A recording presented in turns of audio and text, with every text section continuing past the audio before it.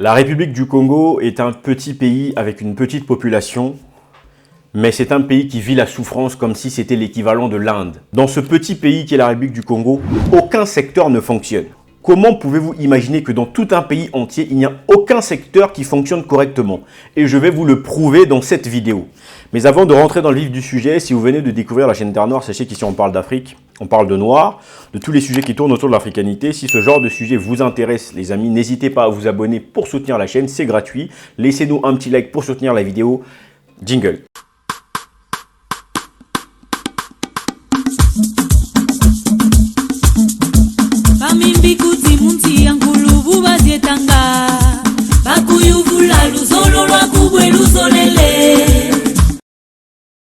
Alors, avant d'aller loin, déjà, récapitulons sur les informations de base. La République du Congo est un pays qui compte aujourd'hui moins de 6 millions d'habitants. Et c'est un pays qui s'étend sur 342 000 km². C'est énorme pour un aussi petit nombre déjà de population. La République du Congo est un pays qui est riche en pétrole, riche en minerais et aussi en forêt. C'est-à-dire qu'en République du Congo, vous avez en plus des terres arables. Vous pouvez tout faire dans ce pays. Ce pays n'a pas nécessairement besoin d'importer en ce qui concerne l'alimentaire. Ce pays peut vivre justement par le pétrole. Et ce pays aujourd'hui vit une misère comme si elle avait une population d'1 milliard de personnes. Comment pouvez-vous imaginer que dans un si petit pays, mais surtout une petite population, il y ait des problèmes comme si c'était la Chine en termes de gestion? Il n'y a pas un service qui fonctionne correctement. Je le répète ici, je vais vous donner ici la petite liste pour qu'on puisse comprendre le pourquoi. Au Congo, en dehors du vol et de la corruption, rien ne fonctionne correctement. Je vais procéder étape par étape. Nous allons voir en fait finalement la plupart des domaines. On va parler des principaux domaines, les principaux secteurs où on peut voir justement soit d'un point de vue économique, soit d'un point de vue social entre guillemets, voir un peu l'évolution d'une nation. Prenons le cas de l'éducation, l'élément de base, la formation. Le cas de l'éducation, tout le monde le sait aujourd'hui. Les écoles primaires, il n'y en a pas assez. Par exemple, si on parle de la partie primaire et secondaire, il n'y a pas assez d'écoles. Aujourd'hui, la formation est pourrie. On va même pas aborder la notion du programme scolaire parce que je peux vous rappeler que le programme scolaire en République du Congo, c'est un programme scolaire aujourd'hui qui est obsolète parce que c'est un programme qui est loin de la réalité malgré qu'aujourd'hui on sait un certain nombre de choses, notamment sur l'histoire des Noirs de manière générale. Ça n'est pas pour autant que les gens jugent que c'est pertinent d'ajouter tout cela au programme scolaire. Donc de l'école primaire au secondaire, aujourd'hui, c'est le désordre et je ne parlerai même pas de l'organisation des examens et concours parce que là, c'est encore catastrophique. L'organisation du bac, les résultats notamment du bac, quelles sont les décisions qui sont prises? Il n'y a rien qui fonctionne. Lorsqu'on arrive d'un point de vue supérieur au niveau des universités, pour les gens qui connaissent l'université Marien Ngouabi, c'est la catastrophe. L'université est remplie. Aujourd'hui, heureusement qu'on a construit justement une nouvelle université, donc Denis Sassou Nguesso, et il y a une autre université qui est en construction, qui sera donc l'université qui va se situer à Luango. Mais aujourd'hui, il y a un problème clair et net, surtout les étudiants d'un point de vue financier, on le sait. Les étudiants ne perçoivent pas leur bourse. Tout le temps, c'est toujours des retards de paiement. Les étudiants ont du mal à vivre, sachant déjà que tout le monde est obligé d'aller à Brazzaville pour aller faire des études, mais qu'en plus de ça, l'État ne respecte pas son devoir de devoir donner une bourse à chaque étudiant pour que ceux-ci arrivent à survivre. Vous imaginez donc la catastrophe. En matière de sécurité, là encore, le Congo pêche énormément. Nous avons la montée de ce qu'on appelle le phénomène des bébés noirs, donc tous ces enfants qui deviennent des délinquants, qui agressent les gens dans la rue. Il n'y a pas de sécurité en République du Congo par rapport à ça. Nous avons le cas des cambriolages qui commencent à monter à un niveau, mais on a vraiment du mal à comprendre. Troisièmement, vous avez remarqué qu'il y a de plus en plus de personnes qui font maintenant justice eux-mêmes. Lorsqu'on attrape un voleur, il y a de plus en plus de personnes qui se font parce qu'ils ont cambriolé parce qu'il y a maintenant une justice populaire. En termes de sécurité, ce n'est pas normal. Le Congo aujourd'hui pêche énormément alors que le Congo en termes de sécurité fonctionnait quand même assez bien avant. Aujourd'hui, c'est catastrophique. Nous allons voir le cas de la santé. C'est pareil, les services hospitaliers. Tout le monde aujourd'hui fuit les grands hôpitaux. On a l'impression qu'aller au CHU, c'est vraiment quand c'est le dernier recours. Les gens ont même tendance à dire que ces hôpitaux deviennent comme des cimetières. C'est-à-dire que les Congolais n'ont même plus confiance en la médecine, n'ont même plus confiance aux hôpitaux qui sont censés rassurer la population. Aujourd'hui, les hôpitaux sont devenus les cauchemars des Congolais parce que lorsqu'ils lorsqu'ils imaginent qu'une personne est par exemple au CHU ou du côté de Pointe-Noire à l'hôpital Assissé, les gens ont peur que la personne ne crève parce qu'on entend tellement de scandales. Je ne sais pas si vous imaginez. Et pareil, il n'y a aucun contrôle des produits médicinaux qui rentrent. N'importe qui fait rentrer ses médicaments. Aucun contrôle sur la vente de produits. Aujourd'hui, les gens, par manque de moyens, ils vont acheter du n'importe quoi. Ils vont s'attirer des maladies sur le long terme sans se rendre compte. Et l'État observe et ne fait rien. Nous allons rentrer sur le cas du sport. Sur le sport, vous savez, la République du Congo est spécialiste en suspension. C'est-à-dire que beaucoup de fédérations ont toujours des suspensions, manque de moyens pour se déplacer. Il y a toujours des problèmes de corruption. Les joueurs, quand on parle par exemple des Diables Rouges, des joueurs de foot, il y a toujours des problèmes de manque de moyens pour se déplacer. Il y a toujours des problèmes entre les fédérations et je ne sais pas moi, les ligues, ministères et tout ce qui s'ensuit. On se rend compte que finalement, sportivement, rien n'avance lorsque l'on regarde la pratique sportive de manière générale dans l'étendue du territoire. Il y a un gros problème de pratique sportive. Avant, il y avait la notion des ONSU, c'est-à-dire que les élèves avaient cette possibilité de faire des compétitions sportives, ce qui leur permettait non seulement d'avoir une bonne santé, mais aussi d'avoir d'autres activités en dehors justement de juste apprendre des cours. Aujourd'hui, toutes ces choses n'existent plus en République du Congo. Le sport est à son chaos total. Si on parle de l'agriculture, les amis, l'agriculture, c'est aussi pareil, catastrophique. Nous sommes un pays qui importe énormément en République du Congo. C'est-à-dire qu'aujourd'hui, on est encore à une époque où on a l'impression qu'il n'y a pas de besoin à s'alimenter soi-même. Alors que juste ce qui s'est passé en Ukraine, on a vu le résultat. Comment est-ce que ça s'est répercuté sur les Congolais? Aujourd'hui, les Congolais souffrent énormément à cause de ces problèmes qui sont liés en Ukraine, vous imaginez. Et c'est le Congo qui souffre parce que, on n'est pas capable de redresser notre agriculture parce que, incompétence à tous les niveaux. Aujourd'hui, on est en train de mourir à petit feu.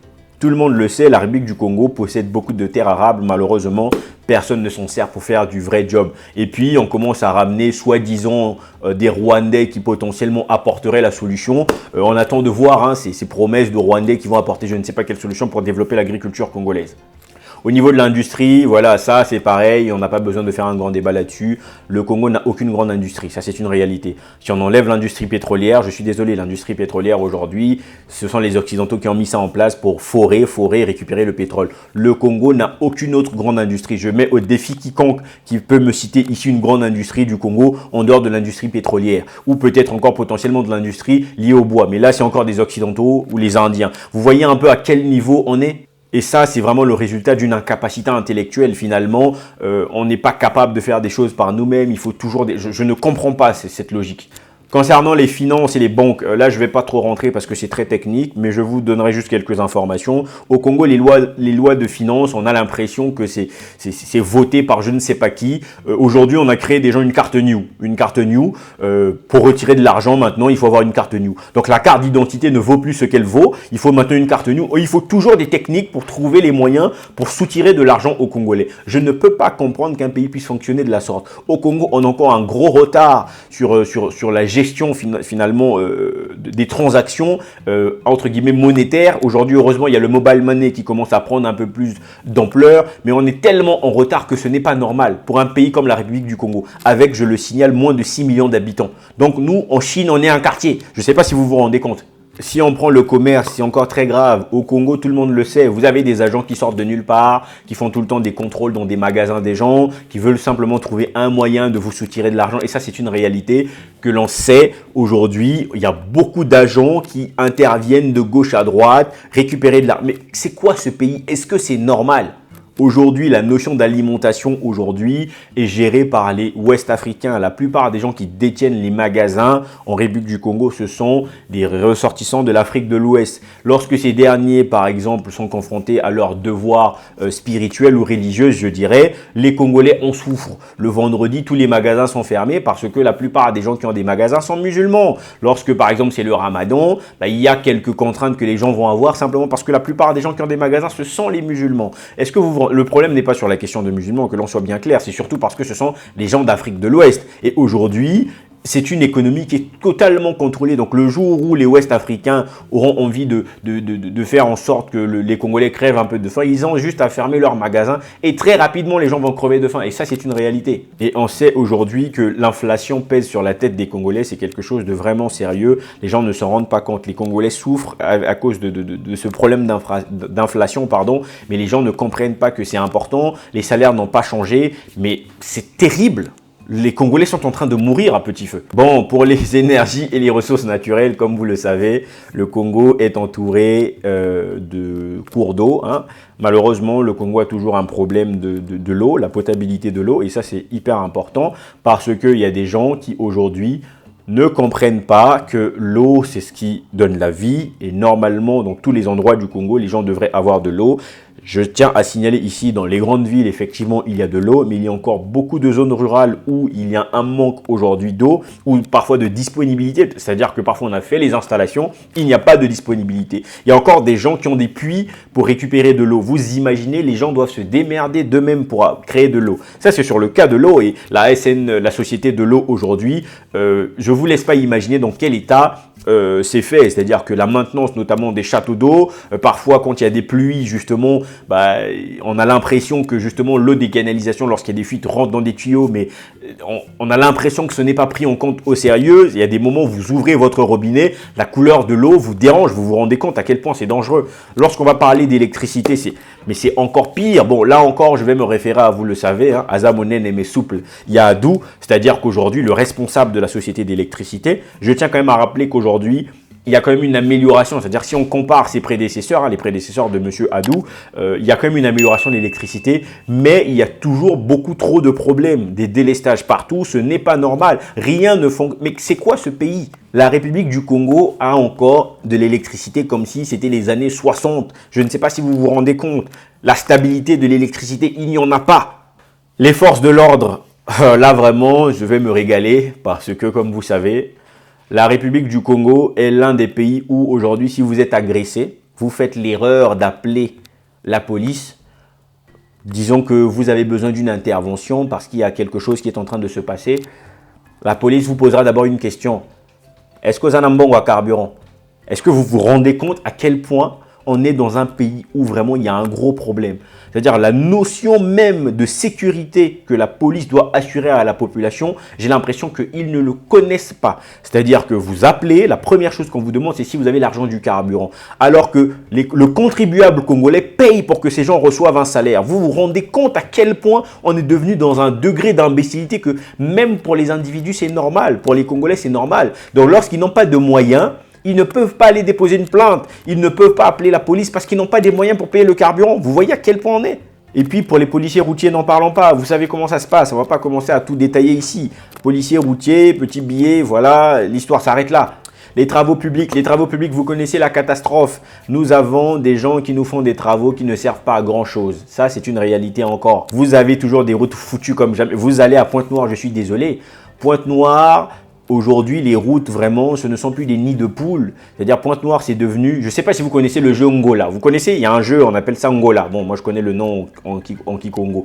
Vous voyez le Angola, c'est des trous comme ça. Les routes à Pointe-Noire, c'est devenu comme ça. C'est-à-dire, vous passez dans un petit truc, vous êtes dans un trou. Vous passez à gauche, vous êtes dans... C'est exactement ça, aujourd'hui, le résultat des travaux publics. Sur la justice, je ne vais pas trop me prononcer là-dessus. Vous savez qu'il y a un problème d'impartialité de la justice aujourd'hui. Il y a des gens qui sont au-dessus de la justice. Il y a des gens aujourd'hui qui font des choses avec toute impunité et qui ne craignent rien du tout. Malheureusement, il y en a d'autres qui subissent tout.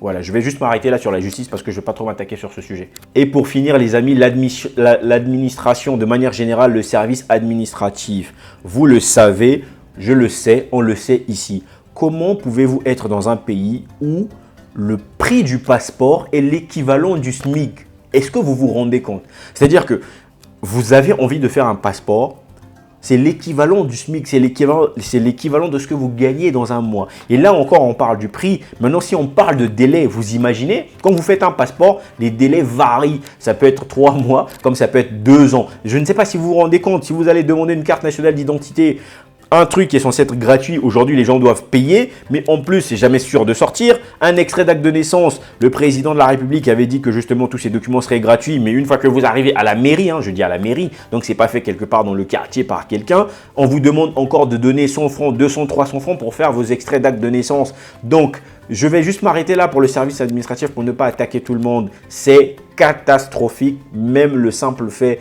de faire un passeport. La preuve en est, vous allez sur le site de l'ambassade de France, vous allez regarder dans la rubrique passeport, vous allez regarder dans délai, aucun délai n'est mentionné. Mais est-ce que ce pays est sérieux vraiment? Donc, pour tous les défenseurs de la République du Congo qui pensent que dire toutes ces vérités, c'est ne pas aimer son pays ou dénigrer, non, je tiens déjà à vous dire, ce n'est pas dénigrer, c'est reconnaître une réalité. Lorsqu'on est médiocre, il faut accepter sa médiocrité pour pouvoir s'élever. En tout cas, si vous avez des secteurs que vous pensez qui fonctionnent bien et potentiellement avec lesquels vous pourrez me contredire, j'attends vos retours dans les commentaires. Moi, je me ferai le plaisir de lire et de vous répondre. Pour le reste, on se dit à très bientôt. N'oublie pas de liker la vidéo et de la partager. Amen.